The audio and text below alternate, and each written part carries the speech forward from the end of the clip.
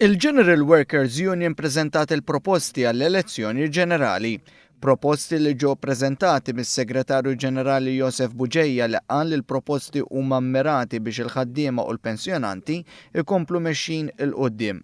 Għal-ħaddiema l-General Workers Union qed tagħmel qatt ta' proposti fosthom li min għandu dħul tiegħu ġej minn xogħlijiet fuq bażi part-time għandu jħallas bolla fuq kull impjieg biex jissalvagwardja il-pensjoni.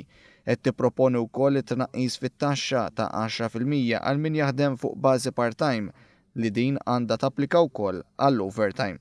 Is-Segretarju tal-General Workers Union, Joseph Buġejja, innota kif is-servizz ta' childcare b'xejn inkoraġġixxa aktar nisa jidħlu fid-dinja tax-xogħol u ħalla aktar flus fil-bwiet tal-koppji. Għaldaqstant il-Union qed tipproponi li s-servizz ta' childcare b'xejn għandu jiġi estiż għal 24 siegħa kuljum. Filwaqt li għandhom jiftħu aktar ċentri f'żoni industrijali, oqsma li l-Partit Laburista qiegħed jindirizza fil-proposti elettorali tiegħu. Buġejja qal li l-Union hija favur li jiġi estiż il-leave tal-maternità u l-paternità.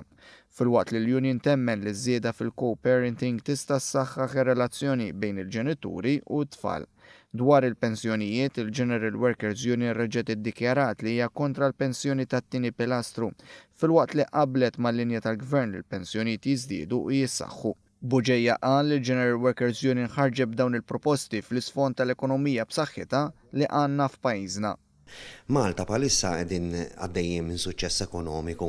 Ħafna nies qed jgħidulu miraklu ekonomiku Ewropew, in-nies li qed jitkellmu fuqu, u aħna qed inkomplu nibnu minn fuq dak biex verament ikun hemm soċjetà iktar ugwali u kulħadd jimxi l-qudiem. Għamilna diversi proposti kemm fil-qasam tas-saħħa, kemm fil-qasam tal-pensjonijiet, kemm fil-qasam tal-housing, kemm soċjali u anke bħala kiri, kemm fuq il-kundizzjonijiet tal-ħaddiema fil-postijiet fid-diversi postijiet tax-xogħol.